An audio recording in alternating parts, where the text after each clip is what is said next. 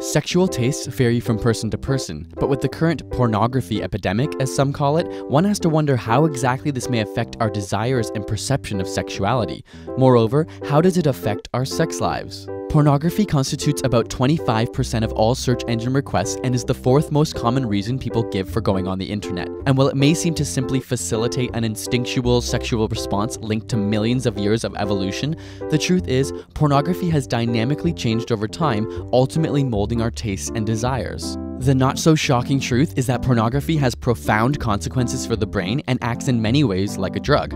With prolonged exposure, your tolerance is increased and many often find themselves addicted. Though it's not a physical substance, it leads to the same general loss of control, the compulsiveness to seek out the activity despite negative consequences, and withdrawal when it goes away, much like that of gambling or running, for example. The issue is that continued exposure can cause long-term or even lifelong neuroplastic change in the brain. Dopamine is released as a reward whenever we accomplish something, whether it be eating to sustain life or sexual activity to produce future life. And this dopamine consolidates neural connections in order to drive us to perform the same activity in the future. In other words, it alters and forms the brain cells to motivate certain actions. It rewires your brain. The National Institutes of Health measure drug addictiveness by testing rats. The rat is trained to press a button in order to get a drug, and the harder it works indicates how addictive the substance is.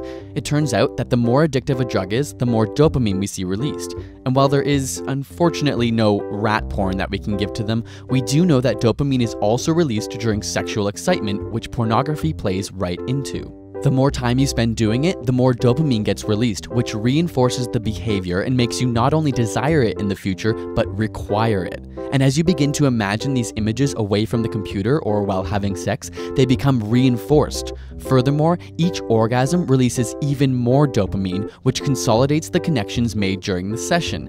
It's a feedback loop that becomes harder to escape. And just like a drug, your tolerance for visual stimulation has now compounded, making it more difficult to be turned on by reality. Pornography addiction can often lead to finding your mate less attractive. The good news is, it doesn't have to be permanent. Usually when people understand the mechanism and realize it's affecting their relationships, they can stop. The brain is often described as a use it or lose it system because the neural connections you stimulate grow stronger and desire to be activated, while the ones you ignore become weakened.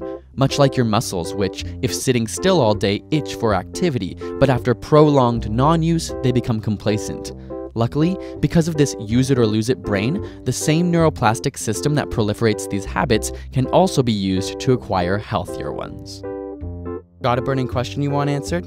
Ask it in the comments or on Facebook and Twitter, and subscribe for more weekly science videos.